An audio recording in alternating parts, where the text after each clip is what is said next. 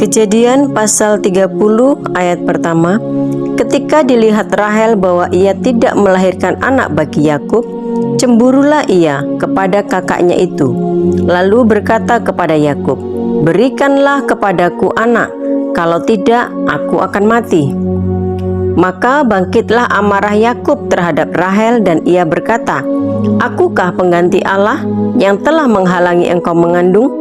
Kata Rahel, "Ini Bilha budakku perempuan, hampirilah dia, supaya ia melahirkan anak di pangkuanku, dan supaya oleh dia aku pun mempunyai keturunan." Maka diberikannya Bilha budaknya itu kepada Yakub menjadi istrinya, dan Yakub menghampiri budak itu. Bilha mengandung, lalu melahirkan seorang anak laki-laki bagi Yakub. Berkatalah Rahel, "Allah telah memberikan keadilan kepadaku, juga telah didengarkannya permohonanku, dan diberikannya kepadaku seorang anak laki-laki. Itulah sebabnya ia menamai anak itu Dan." Ayat 7.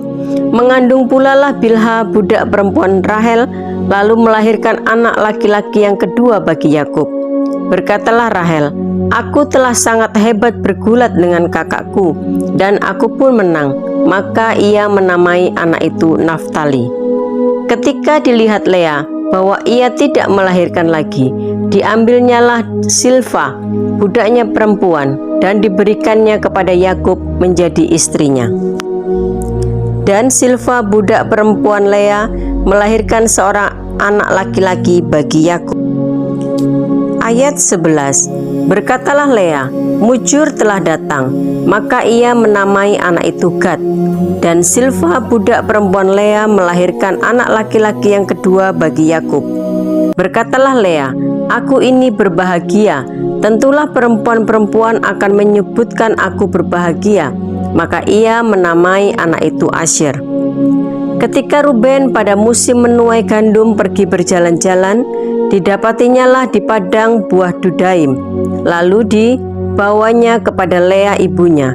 Kata Rahel kepada Lea, "Berilah aku beberapa buah dudaim yang didapat oleh anakmu itu." Jawab Lea kepadanya, "Apakah belum cukup bagimu mengambil suamiku? Sekarang pula mau mengambil lagi buah dudaim anakku?" Kata Rahel, "Kalau begitu, biarlah ia tidur dengan engkau pada malam ini sebagai ganti buah dudaim anakmu itu." Ketika Yakub pada waktu petang datang dari padang, pergilah Lea mendapatkannya sambil berkata, "Engkau harus singgah kepadaku malam ini, sebab memang engkau telah kusewa dengan buah dudaim anakku." Sebab itu tidurlah Yakub dengan Lea pada malam itu. Lalu Allah mendengarkan permohonan Lea. Lea mengandung dan melahirkan anak laki-laki yang kelima bagi Yakub. Ayat 18. Lalu kata Lea, "Allah telah memberi upahku, karena aku telah memberi budakku perempuan kepada suamiku." Maka ia menamai anak itu Isyakar. Kemudian Lea mengandung pula dan melahirkan anak laki-laki yang keenam bagi Yakub. Berkatalah Lea, "Allah telah memberikan hadiah yang indah kepadaku. Sekali ini suamiku akan tinggal bersama-sama dengan aku, karena aku telah melahirkan 6 orang anak laki-laki baginya." Maka ia menamai anak itu Sebulon. Ayat 21. Sesudah itu ia melahirkan seorang anak perempuan dan menamai anak itu Dina. Lalu ingatlah Allah akan Rahel. Allah mendengarkan permohonannya serta membuka kandungannya. Maka mengandunglah Rahel dan melahirkan seorang anak laki-laki. Berkatalah ia, "Allah telah menghapuskan aibku." Maka ia menamai anak itu Yusuf, sambil berkata, "Mudah-mudahan Tuhan menambah seorang anak laki-laki lagi bagiku." Yakub memperoleh ternak. Ayat 25. Setelah Rahel melahirkan Yusuf, berkatalah Yakub kepada Laban, "Izinkanlah aku pergi, supaya aku pulang ke tempat kelahiranku dan ke negeriku. Berikanlah istri-istriku dan anak-anakku yang menjadi upahku selama aku bekerja kepadamu, supaya aku pulang, sebab engkau tahu betapa keras aku bekerja padamu." Tetapi Laban berkata kepadanya, "Sekiranya aku mendapat kasih-Mu, telah nyata kepadaku bahwa Tuhan memberkati aku karena engkau."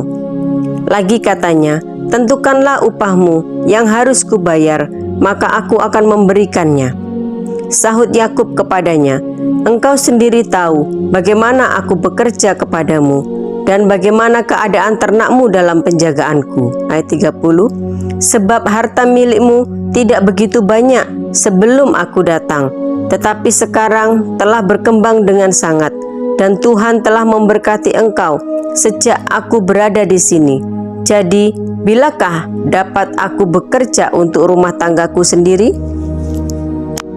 Ayat 31, kata Laban, "Apakah yang harus kuberikan kepadamu?" Jawab Yakub, "Tidak usah kau berikan apa-apa kepadaku. Aku mau lagi mengembalakan kambing dombamu dan menjaganya, asal engkau mengizinkan hal ini kepadaku. Hari ini aku akan lewat dari tengah-tengah segala kambing dombamu dan mengasingkan dari situ setiap binatang yang berbintik-bintik dan berbelang-belang, segala domba yang hitam dan segala kambing yang berbelang-belang dan berbintik-bintik, itulah upahku. Dan kejujuranku akan terbukti di kemudian hari, apabila engkau datang memeriksa upahku. Segala yang tidak berbintik-bintik atau berbelang-belang di antara kambing-kambing dan yang tidak hitam di antara domba-domba, anggaplah itu tercuri olehku." Kemudian kata Laban, "Baik, jadilah seperti perkataanmu itu." Lalu diasingkannyalah pada hari itu kambing-kambing jantan yang bercoreng-coreng dan berbelang-belang, dan segala kambing yang berbintik-bintik dan berbelang-belang, segala yang ada warna putih pada badannya, serta segala yang hitam di antara domba-domba, dan diserahkannyalah semuanya itu kepada anak-anaknya untuk dijaga. Kemudian Laban menentukan jarak 3 hari perjalanan jauhnya antara dia dan Yakub, maka tetaplah Yakub mengembalakan kambing domba yang tinggal itu. Lalu Yakub mengambil dahan hijau dari pohon hawar, pohon badam, dan pohon berangan. Dikupasnyalah dahan-dahan itu sehingga berbelang-belang sampai yang putihnya kelihatan. Ia meletakkan dahan-dahan yang dikupasnya itu dalam palungan dan tempat minum, kemana kambing domba itu datang minum, sehingga tepat di depan kambing domba itu. Adapun kambing domba itu suka berkelamin pada waktu datang minum. Jika kambing domba itu berkelamin dekat dahan-dahan itu, maka anaknya bercoreng-coreng, berbintik-bintik, dan berbelang-belang. Ayat 40, kemudian Yakub memisahkan domba-domba itu. Dihadapkannya lah kepala-kepala kambing domba itu kepadanya yang bercoreng-coreng dan segala yang hitam di antara kambing domba Laban. Demikianlah ia beroleh kumpulan-kumpulan hewan baginya, dan tidak ditempatkannya pada kambing domba Laban. Ayat 41, dan setiap kali apabila berkelamin kambing domba yang kuat, maka Yakub meletakkan dahan-dahan itu ke dalam palungan di depan mata kambing domba itu, supaya berkelamin dekat dahan-dahan itu. Tetapi apabila datang kambing domba yang lemah, ia tidak meletakkan dahan-dahan itu ke dalamnya. Jadi hewan yang lemah untuk Laban dan yang kuat untuk Yakub. Ayat 43, maka sangatlah bertambah-tambah harta Yakub, dan ia mempunyai banyak kambing domba, budak perempuan dan laki-laki, unta dan keledai. Kejadian 31, Yakub lari meninggalkan Laban. Kedengaranlah kepada Yakub, anak-anak Laban berkata demikian, "Yakub telah mengambil segala harta milik ayah kita, dan dari harta itulah ia membangun segala kekayaannya."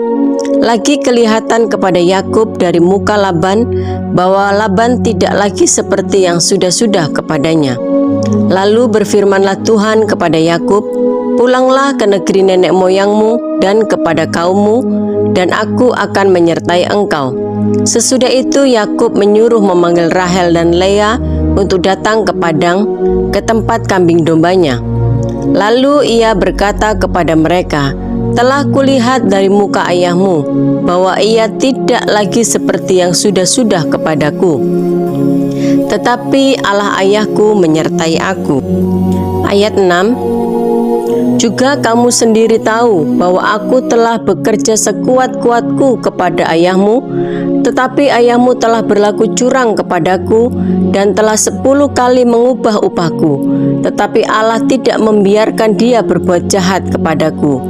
Apabila ia berkata, yang berbintik-bintiklah akan menjadi upahmu, maka segala kambing domba itu beroleh anak yang berbintik-bintik. Dan apabila ia berkata, yang bercoreng-corenglah akan menjadi upahmu, maka segala kambing domba itu beroleh anak yang bercoreng-coreng. Demikianlah Allah mengambil ternak ayahmu dan memberikannya kepadaku. Ayat 10, pada suatu kali pada masa kambing domba itu suka berkelamin, maka aku bermimpi dan melihat bahwa jantan-jantan yang menjantani kambing domba itu bercoreng-coreng, berbintik-bintik dan berbelang-belang. Ayat 11, dan malaikat Allah berfirman kepadaku dalam mimpi itu, Yakub. Jawabku, ya Tuhan. Lalu ia berfirman, angkatlah mukamu dan lihatlah, bahwa segala jantan yang menjantani kambing domba itu bercoreng-coreng, berbintik-bintik dan berbelang-belang. Sebab telah kulihat semua yang dilakukan oleh Laban itu kepadamu. Akulah Allah yang di Betel itu, di mana engkau mengurapi tugu dan di mana engkau bernasar kepadaku. Maka sekarang bersiaplah engkau, pergilah dari negeri ini dan pulanglah ke negeri sanak saudaramu. Lalu Rahel dan Lea menjawab Yakub, katanya, bukankah tidak ada lagi bagian atau warisan kami dalam rumah ayah kami? Bukankah kami ini dianggapnya sebagai orang asing karena ia telah menjual kami? Juga bagian kami telah dihabiskannya sama sekali. Tetapi segala kekayaan yang telah diambil Allah dari ayah kami adalah milik kami dan anak-anak kami. Maka sekarang perbuatlah segala yang difirmankan Allah kepadamu. Lalu bersiaplah Yakub, dinaikkannya anak-anaknya dan istri-istrinya ke atas unta, digiringnya seluruh ternaknya dan segala apa yang telah diperolehnya, yakni ternak kepunyaannya yang telah diperolehnya di padang Aram, dengan maksud pergi kepada Ishak ayahnya di tanah Kanaan. Adapun Laban telah pergi menggunting bulu domba-dombanya. Ketika itulah Rahel mencuri terafim ayahnya. Dan Yakub mengakali Laban orang Aram itu dengan tidak memberitahukan kepadanya bahwa ia mau lari. Ayat 21, demikianlah ia lari dengan segala harta miliknya. Ia berangkat menyeberangi sungai Efrat dan berjalan menuju pegunungan Gilead. Laban mengejar Yakub. Ayat 22, ketika pada hari ketiga dikabarkan kepada Laban bahwa Yakub telah lari, dibawanyalah sanak saudaranya bersama-sama. Dikejarnya Yakub 7 hari perjalanan jauhnya, lalu ia dapat menyusulnya di pegunungan Gilead. Pada waktu malam, datanglah Allah dalam suatu mimpi kepada Laban orang Aram itu, serta berfirman kepadanya, jagalah baik-baik, supaya engkau jangan mengatai Yakub dengan sepatah kata pun. Ketika Laban sampai kepada Yakub, Yakub telah memasang kemahnya di pegunungan. Juga Laban dengan sanak saudaranya telah memasang kemahnya di pegunungan Gilead. Berkatalah ya Laban kepada Yakub, apakah yang kau perbuat ini? Maka engkau mengakali aku dan mengangkut anak-anakku perempuan sebagai orang tawanan? Mengapa engkau lari diam-diam dan mengakali aku? Mengapa engkau tidak memberitahu kepadaku supaya aku menghantarkan engkau dengan sukacita dan nyanyian dengan rebana dan kecapi? Lagi pula engkau tidak memberikan aku kesempatan untuk mencium cucu-cucuku laki-laki dan anak-anakku perempuan. Memang bodoh perbuatanmu itu. Aku ini berkuasa untuk berbuat jahat kepadamu, tetapi Allah ayahmu telah berfirman kepadaku tadi malam, jagalah baik-baik, jangan engkau mengatai Yakub dengan sepatah kata pun. Ayat 30, maka sekarang kalau memang engkau harus pergi semata-mata karena sangat rindu ke rumah ayahmu, mengapa engkau mencuri dewa-dewaku? Ayat 31, lalu Yakub menjawab Laban, Aku takut karena pikirku, jangan-jangan engkau merampas anak-anakmu itu daripadaku. Tetapi pada siapa engkau menemui dewa-dewamu itu, janganlah ia hidup lagi. Periksalah di depan saudara-saudara kita segala barang yang ada padaku, dan ambillah barangmu. Sebab Yakub tidak tahu bahwa Rahel yang mencuri terafim itu. Lalu masuklah Laban ke dalam kemah Yakub, dan ke dalam kemah Lea, dan ke dalam kemah kedua budak perempuan itu, tetapi terafim itu tidak ditemuinya. Setelah keluar dari kemah Lea, ia masuk ke dalam kemah Rahel. Ayat 34, tetapi Rahel telah mengambil terafim itu dan memasukkannya ke dalam pelana untanya dan duduk di atasnya. Laban menggeledah seluruh kemah itu, tetapi terafim itu tidak ditemuinya. Lalu kata Rahel kepada ayahnya, "Janganlah bapa marah, karena aku tidak dapat bangun berdiri di depanmu, sebab aku sedang haid." Dan Laban mencari dengan teliti, tetapi ia tidak menemui terafim itu. Ayat 36, lalu hati Yakub panas dan ia bertengkar dengan Laban. Ia berkata kepada Laban, "Apakah kesalahanku? Apakah dosaku? Maka engkau memburu aku sehebat itu? Engkau telah menggeledah segala barangku. Sekarang, apakah yang kau temui dari segala barang rumahmu? Letakkanlah di sini di depan saudara-saudaraku dan saudara-saudaramu, supaya mereka mengadili antara kita berdua. Selama 20 tahun ini aku bersama-sama dengan engkau. Domba dan kambing betinamu tidak pernah keguguran, dan jantan dari kambing dombamu tidak pernah kumakan. Yang diterkam oleh binatang buas tidak pernah kubawa kepadamu. Aku sendiri yang menggantinya. Yang dicuri orang, baik waktu siang, baik waktu malam, setelah engkau tuntut daripadaku. Aku dimakan panas hari waktu siang, dan kedinginan waktu malam, dan mataku jauh daripada tertidur." Ayat 41, selama 20 tahun ini aku di rumahmu, aku telah bekerja padamu 14 tahun lamanya untuk mendapat kedua anakmu, dan 6 tahun untuk mendapat ternakmu, dan engkau telah 10 kali mengubah upahku. Seandainya Allah ayahku, Allah Abraham dan yang disegani oleh Ishak tidak menyertai aku, tentulah engkau sekarang membiarkan aku pergi dengan tangan hampa. Tetapi kesengsaraanku dan jerih payahku telah diperhatikan Allah, dan ia telah menjatuhkan putusan tadi malam. Perjanjian antara Yakub dan Laban. Ayat 43, lalu Laban menjawab Yakub, "Perempuan-perempuan ini anakku, dan anak-anak lelaki ini cucuku, dan ternak ini ternakku. Bahkan segala yang kau lihat di sini adalah milikku. Jadi apakah yang dapat kuperbuat sekarang kepada anak-anakku ini, atau kepada anak-anak yang dilahirkan mereka?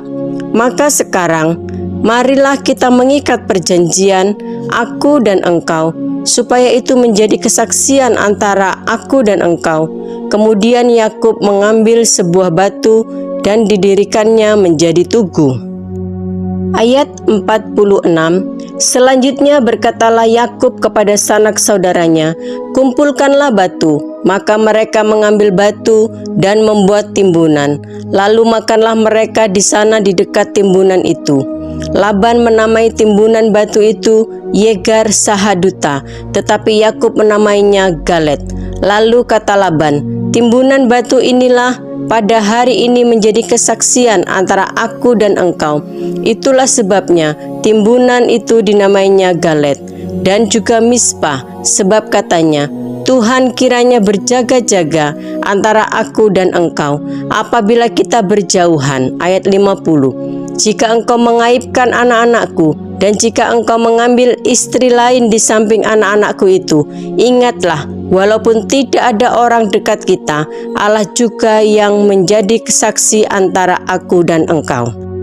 Ayat 46, selanjutnya berkatalah Yakub kepada sanak saudaranya, "Kumpulkanlah batu." Maka mereka mengambil batu dan membuat timbunan. Lalu makanlah mereka di sana di dekat timbunan itu. Laban menamai timbunan batu itu Yegar Sahaduta, tetapi Yakub menamainya Galet. Lalu kata Laban, "Timbunan batu inilah pada hari ini menjadi kesaksian antara aku dan engkau. Itulah sebabnya timbunan itu dinamainya Galet dan juga Mispa, sebab katanya, Tuhan kiranya berjaga-jaga antara aku dan engkau apabila kita berjauhan. Ayat 50. Jika engkau mengaibkan anak-anakku dan jika engkau mengambil istri lain di samping anak-anakku itu, ingatlah, walaupun tidak ada orang dekat kita, Allah juga yang menjadi kesaksi antara aku dan engkau. Ayat 51. Selanjutnya kata Laban kepada Yakub, inilah timbunan batu dan inilah tugu yang kudirikan antara aku dan engkau. Timbunan batu dan tugu inilah menjadi kesaksian bahwa aku tidak akan melewati timbunan batu ini mendapatkan engkau, dan bahwa engkau pun tidak akan melewati timbunan batu dan tugu ini mendapatkan aku dengan berniat jahat. Allah Abraham dan Allah Nahor, Allah ayah mereka, kiranya menjadi hakim antara kita. Lalu Yakub bersumpah demi yang disegani oleh Ishak ayahnya. Dan Yakub mempersembahkan korban sembelihan di gunung itu. Ia mengundang makan sanak saudaranya, lalu mereka makan serta bermalam di gunung itu. Ayat 55. Keesokan harinya, pagi-pagi Laban mencium cucu-cucunya dan anak-anaknya serta memberkati mereka. Kemudian pulanglah Laban kembali ke tempat tinggalnya.